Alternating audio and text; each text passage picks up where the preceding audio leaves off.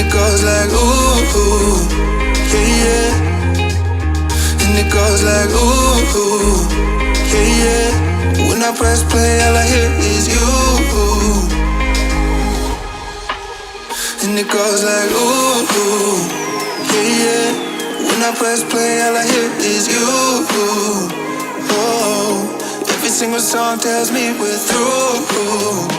Yeah, but I can't turn it off 'cause it's the truth. Yeah, it's the truth. And it goes like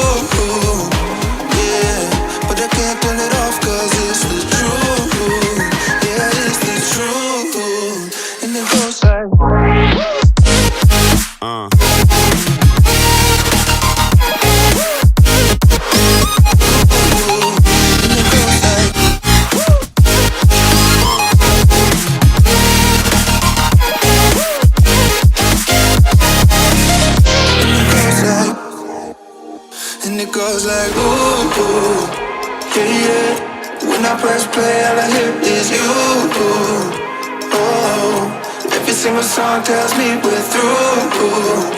Yeah, but I can't turn it off 'cause it's the truth.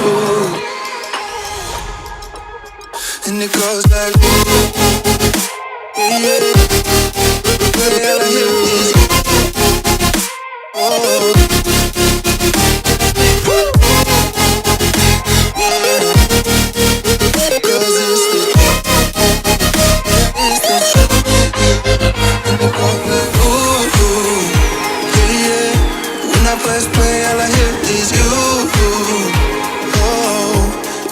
Song tells me we're through.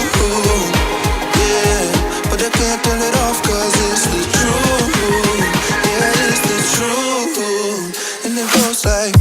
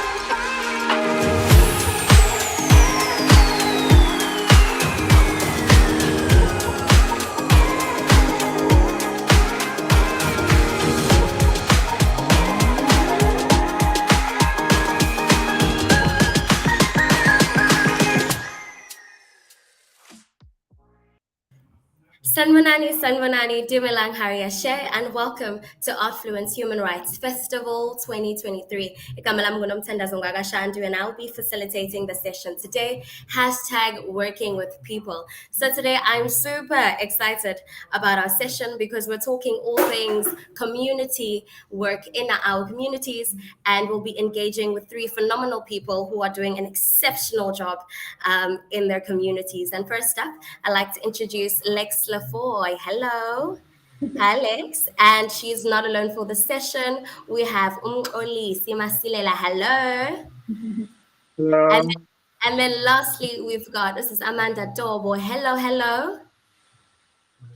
Thank you so much for being part of today's session. So I'm not going to waste any time. We're just going to jump straight into it. And I'm just going to ask everyone to just introduce themselves and just tell us a bit of what they do in their communities. So Lex, I'm going to start with you. Awesome. Thank you so much, Nomthandazo, and thank you so much to Artfluence for including me in such a beautiful conversation. I am LaFoy. I am a rapper, writer, creative project manager, community development specialist, a mom, and now I'm dabbling in production coordination and just expanding as a human being. I'm also the founder of an NPC called Peace For, where we held our first Peace for Sydenham, our first event last year, October. And it's basically about hosting events that promote peace, peace building, unity, social cohesion within communities specifically affected by gang violence and crimes related to gang violence. That's me. Sure, that's so good. Thank you for that introduction. Can I go over to Mxolisi Masilela? Please tell us about yourself and what you do in the community. Hello. Thank you for the invite. Thank you so much to be part of this discussion this afternoon. My name is Mxolisi Masilela. I'm the founder of an organization called the TX Theatre Productions, which it has different small organizations, small companies under it. The biggest one will be the TX Theatre, which is an alternative space that we developed and built in Tembisa in a community art center called Moses Molego Community Art Center. In that space, I'm a producer, I'm the director, I'm an actor, I'm a teacher, I'm a facilitator, I'm a fundraiser, so many things. But besides that, I also direct professionally for other theaters, I teach for other institutions, and I'm a performer myself. And my passion is around developing spaces, especially for previously disadvantaged Black young artists in the townships. Sure. That's so good. Thank you for that introduction. And lastly, we have Sis Tobo. Please just introduce yourself and tell us about the work that you do. Hello, everyone, and thanks for having me. My name is Tobo. I am a child and youth development practitioner. I'm an actress for TV and theater, and also I'm a founder for Mbizana Theatre Festival. Also studied advanced drama therapy. So I use arts for social change to create awareness and to empower. I love that so much. So I'm anxious to ask, Sis Amanda, what got you into doing community work? Community work, I've always been passionate about community work because I was raised by a mother who loved working with people, and she used to go with me. I remember when I was in high school, she would take me to do community work where she was buying groceries for people or doing awareness campaigns. She really had a love of working with people, so I was really never confused after that about the career path I wanted to take. So I went Yeah. straight to Durban University of Technology to study youth development. And then after that, I fell in love with drama because just next to my department, there was a drama department. So I was like, I can do both youth development and drama. Then after that, I went to VETS to study drama therapy. Yeah. And Yes. thank you so much. I love that so much that we can incorporate our love for arts as well as incorporate it with our community. So maybe Lex, if you can just tell us, how has the process been for you? So just incorporating your arts and just introducing that into your community. Yeah. I think for me, Nomthandazo, as a hip hop artist, And as a hip hop artist who started in the early 2000s, the hip hop music that I listened to at the time and the hip hop events that I participated in at the time were very community driven. As we know, there was an era in hip hop where conscious hip hop was extremely popular, and the very expression, the very lyrics that came out of hip hop from its early days, as we know, we're celebrating 50 years of hip hop this year. Today is also the 25th anniversary of Lyricist Lounge. The very Yeah. early lyricists that began as hip hop artists, as the hip hop movement was always socially conscious.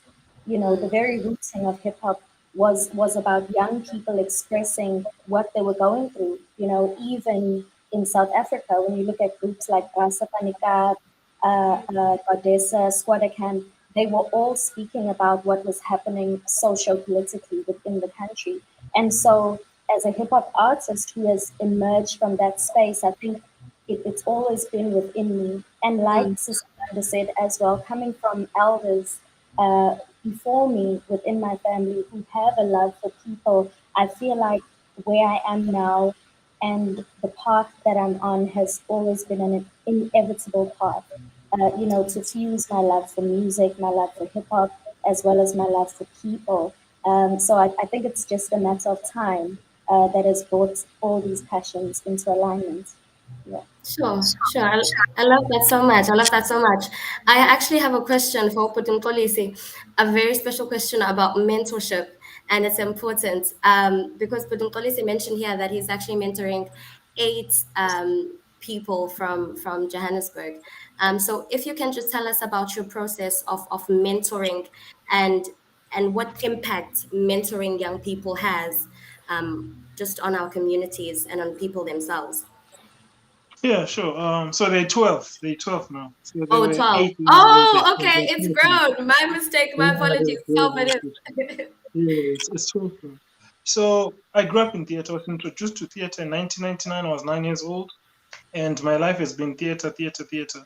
And in the process, I grew to be a better person and I understood the world differently because of I had a mentor who was a theater maker.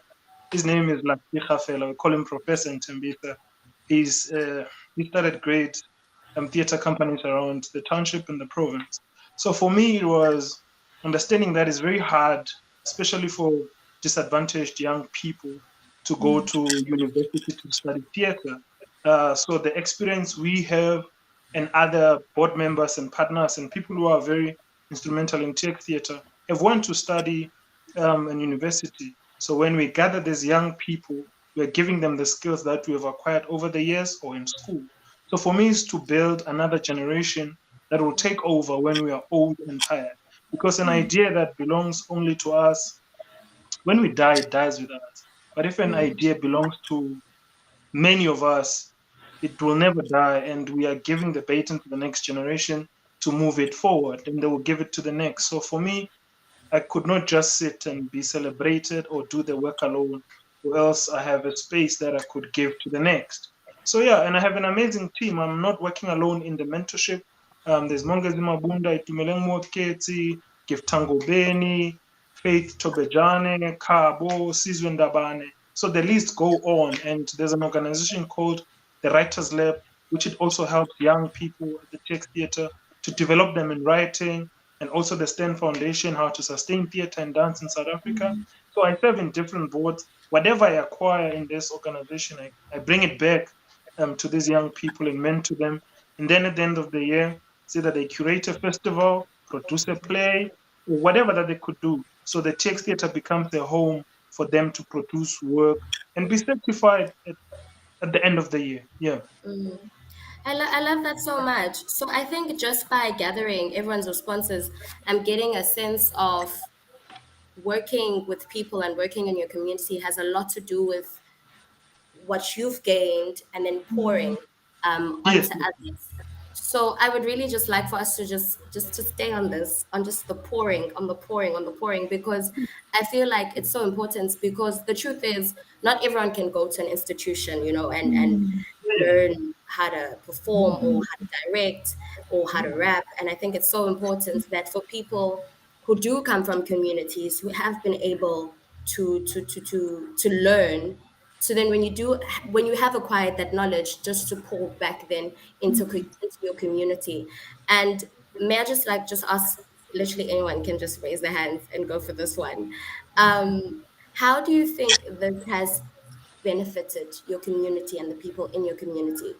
So everything that you've learned, everything that you know, all the work that you do in your community, just pouring and pouring and pouring.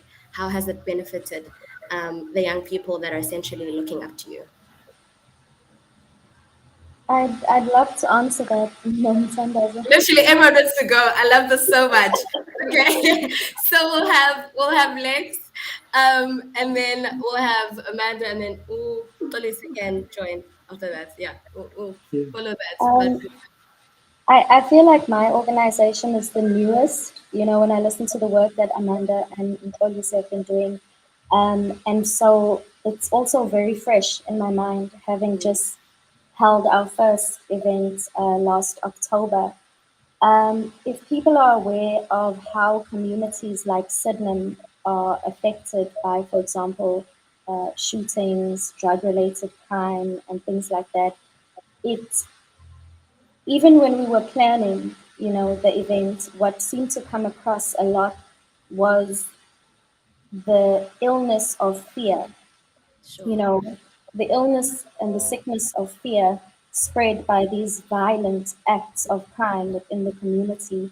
And that was a huge concern for a lot of people on the day that we were hosting our first event called Peace for Sydenham, which was an open, free concert in the park, to raise awareness for peace within the community.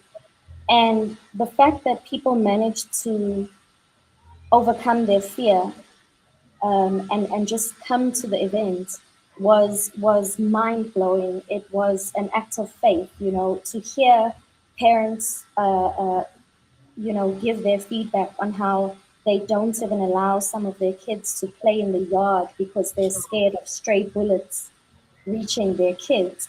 But for them to have brought their families out at Peace for Sydenham, and for me to have looked around in that moment and see children, young people, ogogo, nabumkulu, all in one space, just feeling joy and feeling free within their own community to enjoy themselves and have fun.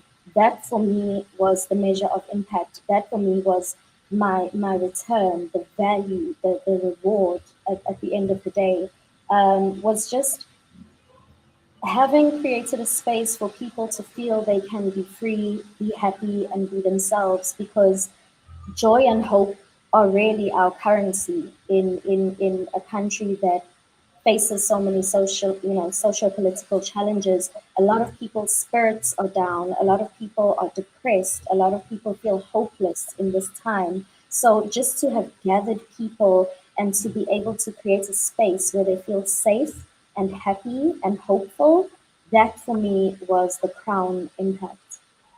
Yeah. sure. I love that so much. I love that so much. And it's so important to just have more spaces like that. Thank you so much for sharing, Lex. Sis Amanda, Oh my please go goodness.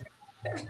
I'm actually excited about this question because wow, there's so many benefits, and it Mm, does make me excited about the work that I do and other people who are helping me.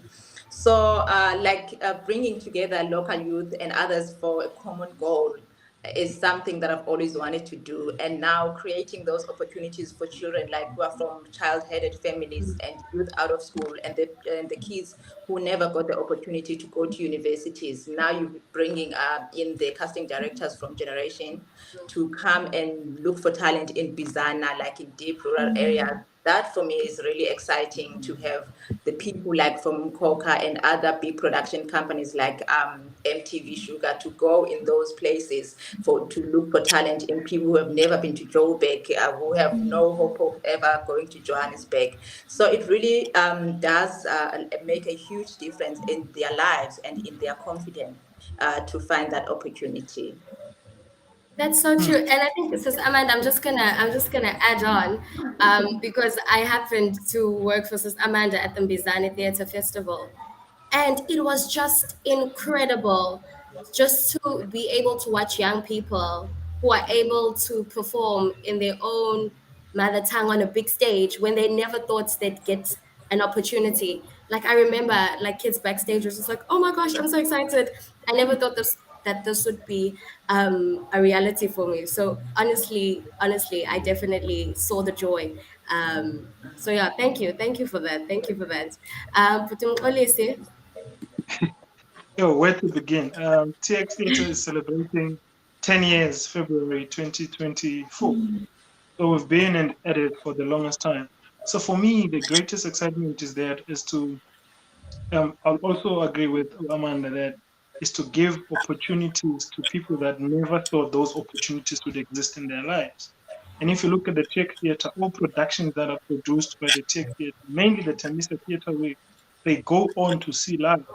Some of them have been nominated for the Naledi Awards. Some of them have won the Naledi Awards. And our recent success with the production is Tobo, the puppeteer, that is now traveling all over the country and soon to leave the country. And it's a concept that was developed right in our backyards, and it was given an opportunity by the TX Theatre and has been developed. It won the Gauteng Theatre Festival, is going to the National Arts Festival in Grahamstown. So there are many things that are happening, and also giving at least 50 productions a year a space to be tried and a space where people could go and fail and try again. For me, that has been the greatest achievement and the excitement that I get from the work that I do. That we give people that opportunity to do, just go try it out until it works. If it doesn't work, let's sit in a circle, let's have a conversation. Why it didn't work? Because of a platform to try it again. And we tried over and over again until it worked. And also not to forget that most of us in the country were raised by women, and how we celebrate women as and I'm not shocked that I'm with women today. How we celebrate women in our theater with our National Kuamba Women's Theater Festival.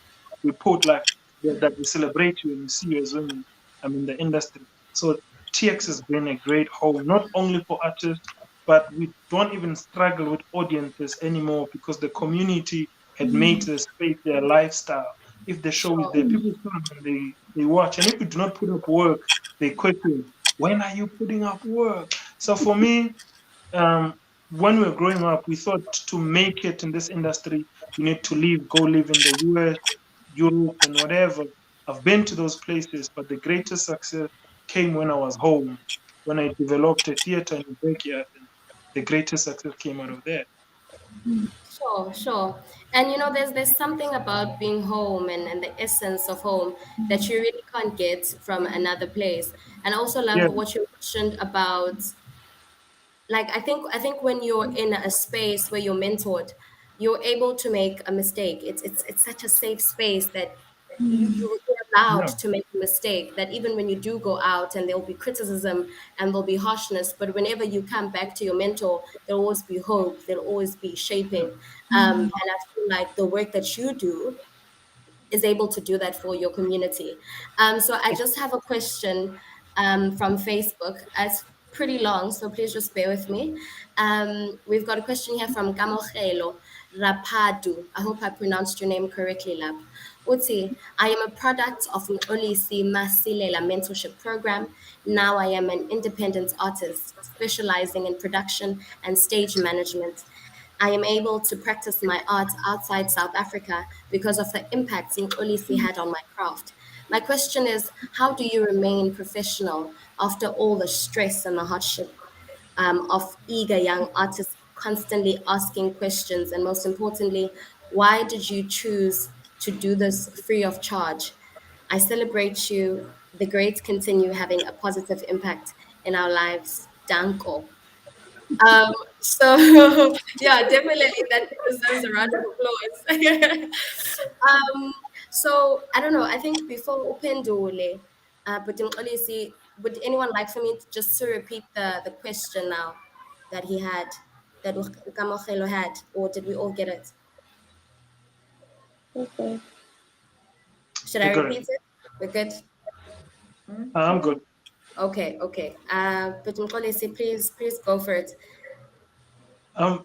So the idea is I always look at how do I remain professional after the stresses, and when the question says, I look at the end result, what do we want to achieve? And excuse me, what we want to achieve always looks perfect until we begin the journey towards it, right? And when we begin the journey towards achieving what we want to achieve, we meet a lot of obstacles. And those obstacles are those questions they're asking, is it possible? Is it worth it? But we need to stay on the road because we know what we want to achieve at the end of the day. And that's what kept me humble and professional, because I've seen and I have an idea of what I want to achieve with whoever I'm collaborating with. And that keeps me going. Even if I fail tomorrow, I go sleep and wake up the next day and continue again. And this is what I want to do. This is what I chose to do with my life. So there's nothing else that I can be professional in besides being a mentor and a theater maker. And thank you, Kamukhelo. He started his organization in Limpopo now. He was in Joburg, now he lives in Limpopo doing greater things in the arts. Sure, I love that. I love that. Danko, please. Danko Lapo. Danko. Lex. So how do you continue to remain professional after all the stress and the hardships? Well, those who know me know I'm very passionate about wellness, having studied psychology as well. This is something very close to my heart, and I have a list of things, that are my go-tos when I feel like I need help or step back. I enjoy running. Personally, I love running. Any exercise is a very good form of stress relief, and it also enhances the increase of happy hormones like your oxytocin, your serotonin, your dopamine. So, personally, I love running if I feel stressed or if I feel overwhelmed by the amount of work I have to do. I'm also very blessed to have a good support system. I was just venting to my mom about 2 hours ago, with some of my professional challenges that I've been facing at the moment. And yeah, just being a person of faith and prayer, I guess, also helps me stay grounded. And like Mxolisi said, keeping one's eye on the vision. You know, when I hear people complain of being bored, I think, wow, you have the luxury of boredom. you know, because I mean, just in front of me here is my list of the goals and the visions and the work that I feel I'm here on this planet to do. And like Mxolisi said, it's important that we stay focused and we stay faithful to the vision, because I believe we each have gifts and responsibilities that are individual to us and who we are as people. And knowing that nobody else can really achieve and carry out those visions quite like us, the very people who have received those visions. And so, yeah, I guess it's a combination of exercise or running, um, prayer, faithfulness, and just staying focused. I also try not to distract myself too much. I try not to do things that are purposeless, and try to commit myself to more purposeful living. I guess that's it. Sure, I love that so much. Thank you for sharing. So I'm just gonna ask Sis Amanda the last part of Kamgelo's question. Kamgelo here is saying, well, how do you continue? Okay, let me just. I want to say the correct question. But basically, he was just saying, how are you able to do what you do in your community free of charge? Because I can imagine if you are doing or starting community work, it's not that you started and there's funding there already. I think in the beginning, it always comes from you, from your pocket. So how are you able to just give to your community without expecting to receive anything? I think it's important to remember why you started this in the first place. And Sure. also to know that it's not always about you, it's about the people you want to do this for.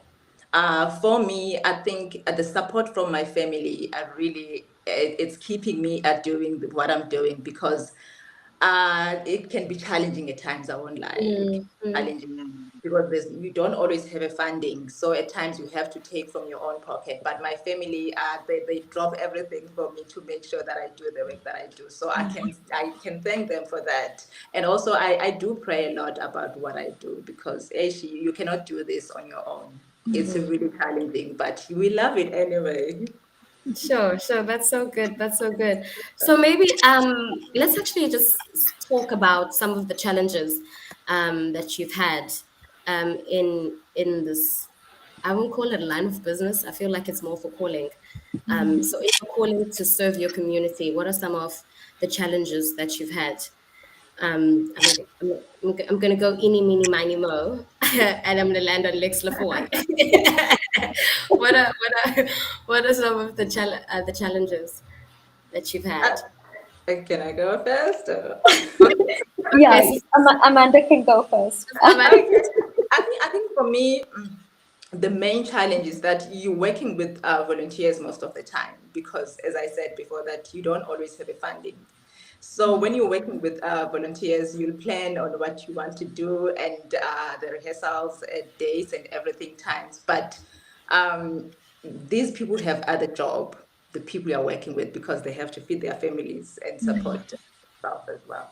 So when there's like a job or anything like a family function, they will prioritize that. So you are just left with no one. So it's really important to speak with your cast and arrange, okay, when do we meet, when do we rehearse, so that you avoid that, because that is the main challenge for me, because as I said, you don't always have a funding. So yeah, working with people that you're not going to pay, you can't say no, stop what you're doing, leave your job, because you're not going to pay them all the time. So you really have to work on their time when they are available. Sure, sure, sure. Thank you for sharing that. Lex? Yeah, I think one of my biggest challenges is creating healthy enough barriers around myself as the carrier of the vision. Because I'm very big on self-work, and what I mean by that is as leaders, we often deplete our energy without knowing it. Sure. And so I've had to learn how to create healthy barriers. And for me, it's been very difficult to say no when I need to say no, because being a person who works with people, we always want to do our best, and we always want to be of service. But I think for me, the biggest challenge has been learning when to say no, knowing what I can give, when I can give of my time and my energy, and when I cannot.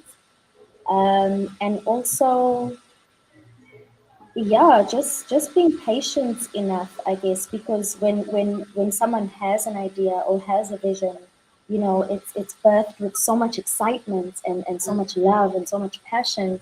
But maintaining that inspiration and that motivation to continue, even when things are quiet or even when things are difficult, I think for me has been a big challenge. So, as a leader and as a visionary, I think it's very important that we learn how to manage our own energy and our own expectations and our own healthy barriers while working with people within communities and collaborating.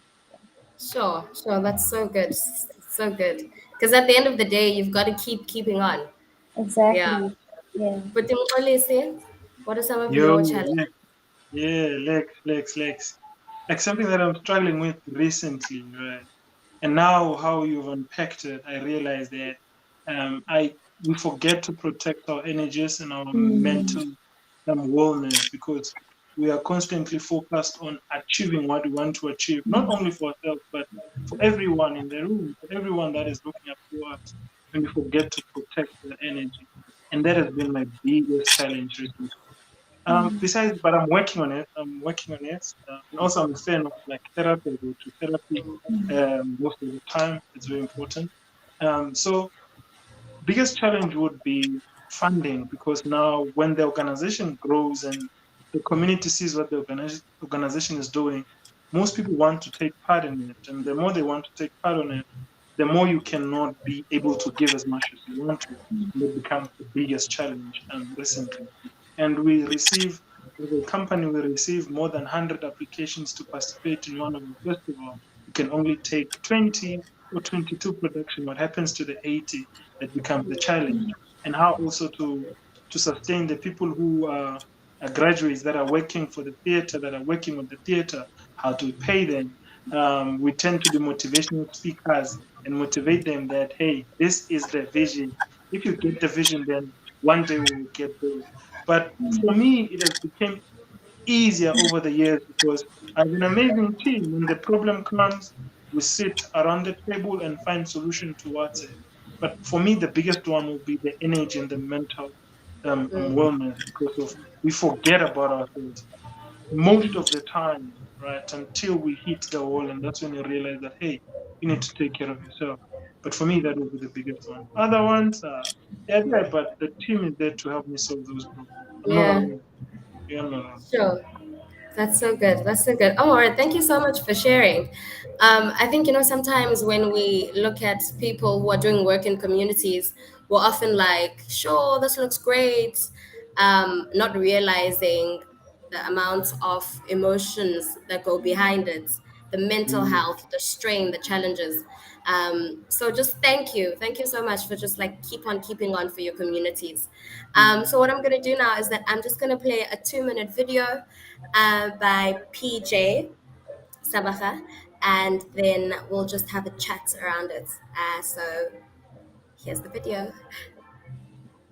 MyBodyMySpace is a festival of performances, installations, exhibitions that unfold in public spaces in the rural community of Emakazeni in Mpumalanga. At the heart of MyBodyMySpace is the idea of democratizing the performance space so that we think about moving performance out of traditional spaces into more accessible spaces in which community members can access, but also a festival in which the community is deeply involved, invested, and participates.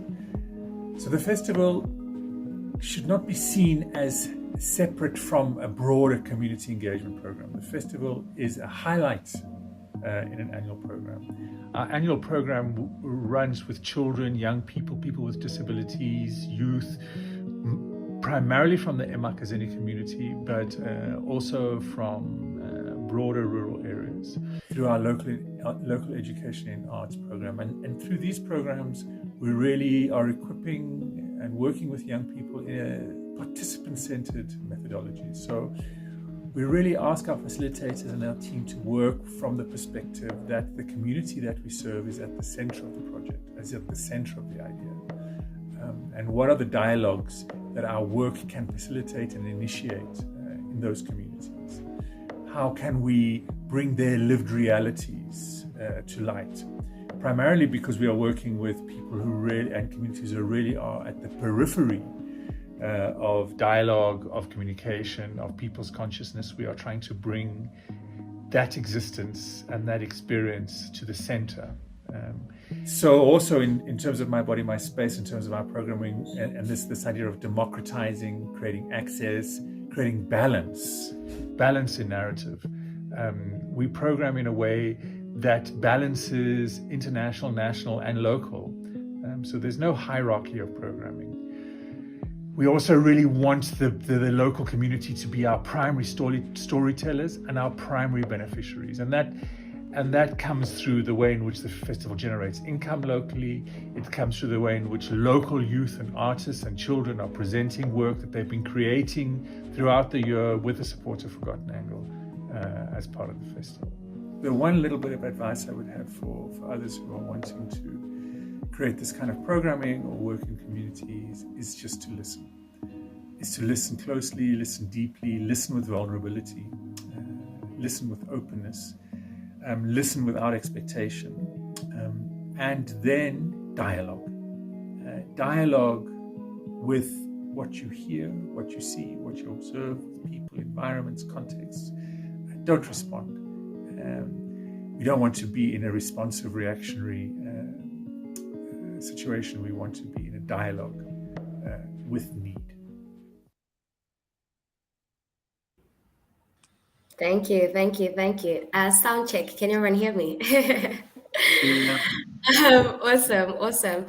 So here we have a video by PJ, and I'm just gonna focus on the last thing that he says, just by giving, well, so his advice to young people who are like, or actually even adults who are like, well, I want to get into a space where I'm able to work with people and I'm able to do some work in my community. So PJ here says that you've got to listen closely, listen with vulnerability, listen without expectations, and then dialogue. So would you say that you share the same sentiment with PJ, or do you disagree? So just what are your thoughts on that quote from him? Yeah, for me is I agree. I agree with him. I agree with him because um, we find ourselves in the heart of our communities, right? And there is a world that we go work for that is called mainstream theater. That is, it doesn't work the same way as we do with our communities. So when you work with communities, you really need to understand and you need to listen and give what is required. So as a community worker, community builder, you do not impose your ideas, but you listen to the community and find what are the needs, what, like, build your methodology around what they need and how you're going to serve them, how you're going to give them what they're asking for. So listening to the community is important. And that's why we also have the Tembisa Theatre, a theatre that speaks to the Tembisan because we're in Tembisa, because we've listened and we serve what the community is asking for. So for me, yeah, I agree with him. I agree with him. So I love that. And I mean, would you have anything else? Yeah, to add on to it is not everyone that we serve they're going to become artists, right? They're not going. Not all of them are going to be writers. The work that we do is probably to save them through whatever that is happening in our communities, but they can turn out to be whatever they want to be. So we shouldn't lock our ideas around that. Whoever comes to our spaces, organizations, they must turn out to be actors or writers. Or they have their own dreams and ambitions. What we need to do is just to create safety and guidance for them to become what they want to become. Hence, I agree with PJ when he speaks of we need to listen and know that not everyone who comes to our centers they come to become artists. No, they need us for that particular time and become what they want to become at the end of the day. Sure, that's so good. That's so good. Thank you for that. Would anyone else just like to go next? I feel like I want to sing in the silence. Yeah, I fully agree, with what was said. I've been very blessed to work in the NPO space from 2016, where the director of the NPO that I work with called Show Me a Number, the director, Mr. Mxolisi, has been one of my best mentors within the NPO space. Just, just working with him, watching his processes, observing how leaders within the SANAC space, how they resolve conflict, how they come to making decisions, how they, how they've managed to bring peace and agreement within a room and a space that is so highly emotionally charged. Um, has been a huge blessing in my life. So working in the NPO space and specifically within the South African National AIDS Council space, from 2016 till about 2022, was just such a huge blessing to learn from these more experienced national leaders on how to engage with communities. Like Mxolisi said, not to helicopter in and impose, but to really spend time with people within those communities in which we're working to see what their needs are, what their thoughts are, because it's very colonial a thought to come into a space and think you know what is good for people without actually listening to them. So yeah, I'm in full agreement. Sure. Thank you. Thank you. Thank you for sharing. And this is Amanda. Yes, I agree with Mxolisi when he says that you don't have to impose. You have to allow people to tell their own stories. And in that way, you'll be able to use your art to inspire the community by telling their stories. And it could assist in getting the needs and challenges of the community addressed. So it's really important to give them that opportunity to tell you that they want to tell the story and what they want to address in their community. Thank you for that. I mean, I'm also just a bit curious.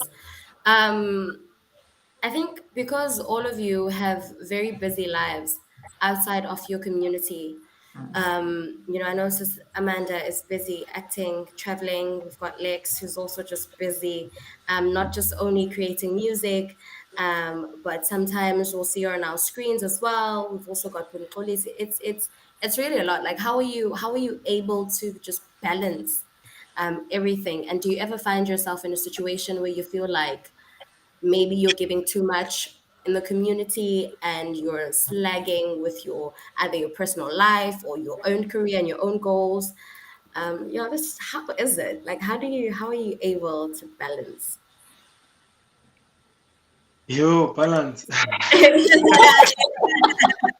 Yo, balance. Um, for me is, I think my goals and my dreams are in line with everything that I'm doing.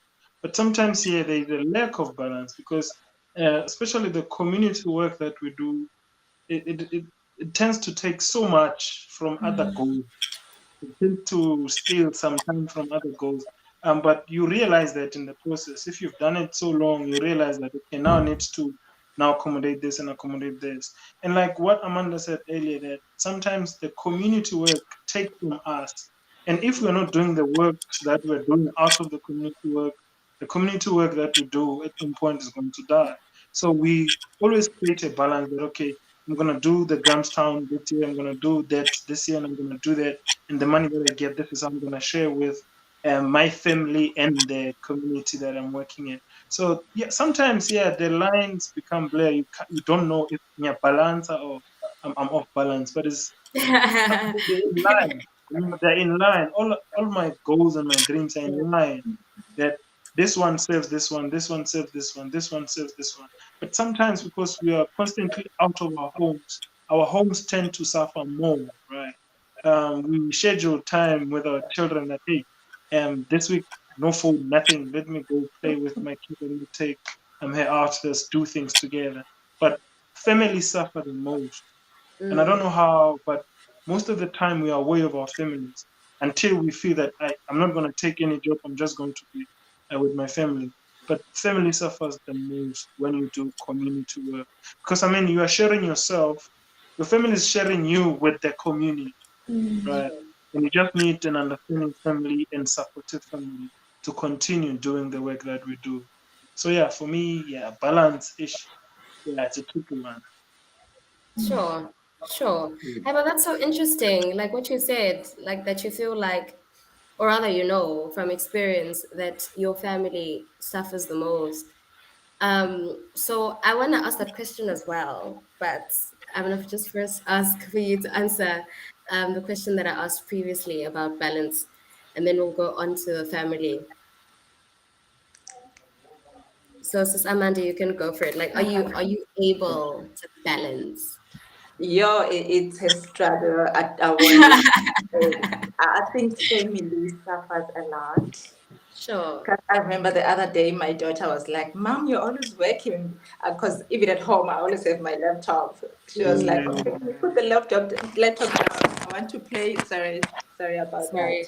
She said, "Can you put the laptop down? I want to play." So I was like, "Oh, Oh, oh my Yeah. goodness." So I'm really Sure. trying to work on that. I won't lie, it's still a struggle for me. But now, what I'm trying to do, because I'm working with other people, and I noticed that they want me to do most of the work, and I was like, no, I have to teach you guys on how to do this, on how to do that, so that I'm not the only one who knows how to do these things, because I have family that I have to focus on as well. So but it's a struggle, I won't lie, it's still a struggle. Sure. Yeah. Sure.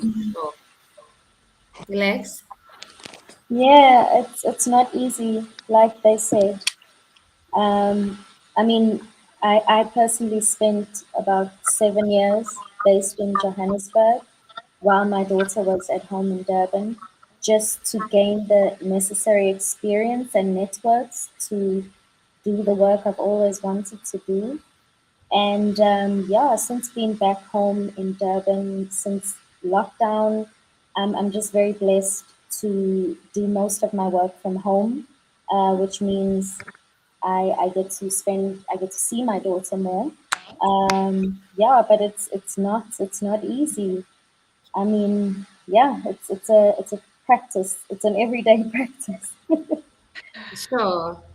Sure. So I think what I'm getting just from your responses is that it takes working with people and working with the community takes so much from you. Like it requires you not only to give your knowledge about the arts and so on, but it requires you to give even yourself emotionally. So we do have 9 minutes left of the session, and I would just hype everyone there, like on my socials. If you have a question, this is your time to shine. Otherwise, we're gonna continue because now I have tons of questions. So if you are watching on Facebook or even on our page on YouTube, please feel free just to put down those questions for either or Mxolisi, Sis Amanda, or Lex LaFoy. So while I've opened that question there for our viewers at home, I just want to ask everyone on the panel today. I mean, do you have a question for each other about community?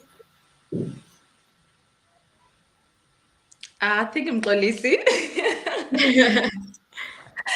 How do you deal with the politics? I know when you're working in a community, there's politics that affects whatever you're doing. Let's say maybe you have a project and some people will think you have a lot of money because you're doing a project. So, yeah, so how do you deal with those things?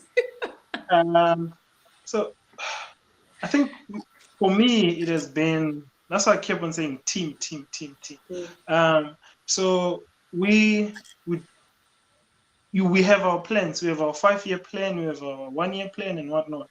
If you get a million rand from the National Arts Council or National Lotteries Commission, it's not for that project only. It's like you need to have a full year project, and you know how you're going to spend a million in a full year project, and we only invite people based on what you need from them. If you're hiring people, it's a production, you negotiate based on the production.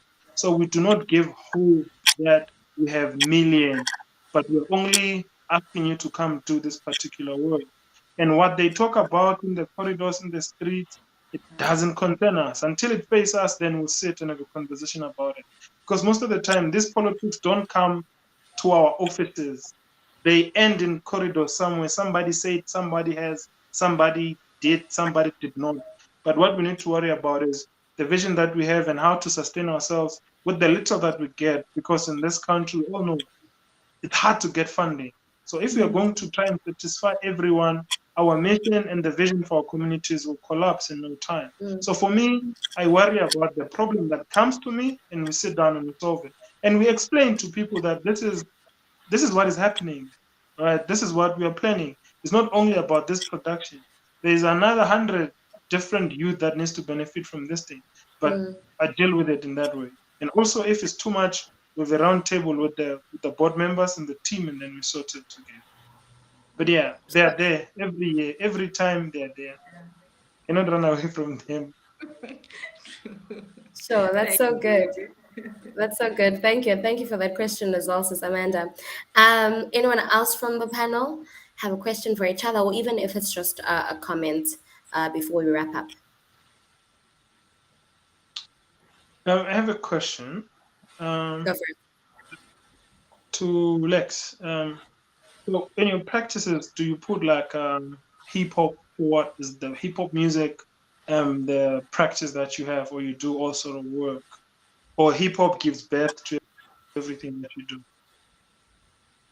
So, what we've done with our events is we have a multi genre approach because it's not about what Lex wants or what Lex wants to hear at the event. If it was, I would definitely have only a pup. You biased.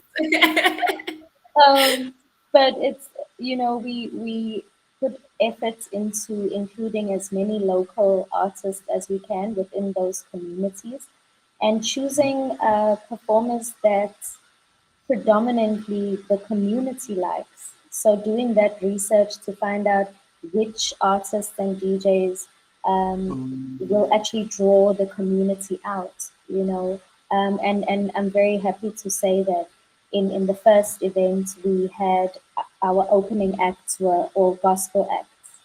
And then the rest of the afternoon was all secular, hip hop, R&B, all of that, because a lot of our communities, are, especially the elders, are very faith driven. And so making that space and that time, I won't forget, we also invited community leaders. That's part of the program, is to invite various community leaders and religious leaders to also share their messages of hope. And it was quite something that we had a Muslim imam share a message of hope, and directly after that we had a Christian pastor, share his message of hope. And for a lot of people who think in very linear ways, it was like, whoa, but I'm so grateful to have such an opportunity to show and depict what real unity is, not just speak unity, but to actually live unity and break those mental barriers that we as people have when we think in our small boxes. So yeah, we have all different genres to answer your question. Sure. Okay. Thank you. I love that so much. I love that so much. I'm just going to quickly read what we have in our comments. So we've got Seeds of the Past saying that I've learned so much from Mxolisi Masilela. Till this day, I will always crawl to his knowledge. Thank you so much for creating such a safe space for us to create, to explore, and to heal. And then we've also got Yusra, who is our head curator for Artfluence. Boop, boop, boop, boop. And she's just saying, such an important question about balancing your own energy versus the needs of the community you serve. You can't help or serve anyone if you are burned out. And I agree Yeah. 100%. And I really just hope that, like, moving forward, like, you are all just able to just not be burned out. Lex mentioned how she jogs and how that works for her. I'm really just thumbs up for your mental health. You are honestly doing such an incredible job. You are giving, giving, giving. And you're reminding me of a quote that is our main focus for Artfluence 23. And it's saying that someday in the future, it'll be possible for humanity to produce saints who will really be upright and vulnerable, inspired and in everything they do by genuine love for humanity, and who will serve all humans selflessly. And I believe that is exactly what you're doing in our communities. So thank you so much. Yeah, we've got 2 minutes left. Does anyone just want to give a message of hope? Yes, Lex, noted. So does anyone, okay, Lex, what is the message that you would give to a young person at home who's watching this right now and saying that, you know what, I want to give to my community one day, or I want to be part of a process like this? I actually just wanted to say, Nomthandazo, it's so inspiring to hear from Amanda and Mxolisi, because although I'm an artist for many years, I'm new in having registered my own NPC, and to see the comments of how Mxolisi's organization and his work has transformed people's lives is so encouraging. So I just wanted to say, as the baby of a person who runs her own NPC, I just wanted to say I'm really inspired by Amanda and Mxolisi's longevity and the impact. Sure, that's so good. That's so good. Any last words from Sis Amanda?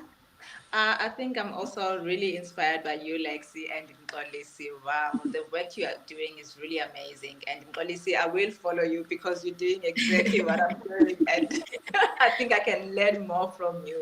Thank you so much for this opportunity. It really means a lot to me. Thank you. Thank you so much. Last words from Mxolisi before Bash slaps me. Running over Yes, time. thank you. Yes, thank you, thank you. I'm also inspired by these beautiful ladies. I'm also inspired. And also, I'm asking myself a question: why aren't we working together? And back of my head is, why aren't we Why? working Why? together? Like, Why? why are we waiting for, you know? So I think it's something that we are doing because whatever that we're doing is important. And you must always remind people that whatever they're dreaming of is valid. Just wake up and go get it. The worst you could get is a no, and you try again until you get a yes, you know. So everyone's dream is valid. And let's continue doing our work and let's take care of ourselves and our families. Thank you so much for this opportunity and for this time. Sure. Thank you. Thank you so much. And that is a wrap from hashtag working with people. We do hope that the viewers at home feel inspired to do more work, not only for themselves, but also just for the people around them, as it is important to not only receive, but to give as well. With that being said, from the Affluence Gang, thank you so much. And please do tune in for another online session at 5 p.m. See you later and goodbye. Thank Thank you, you. guys. Bye. Thank you. Thank you.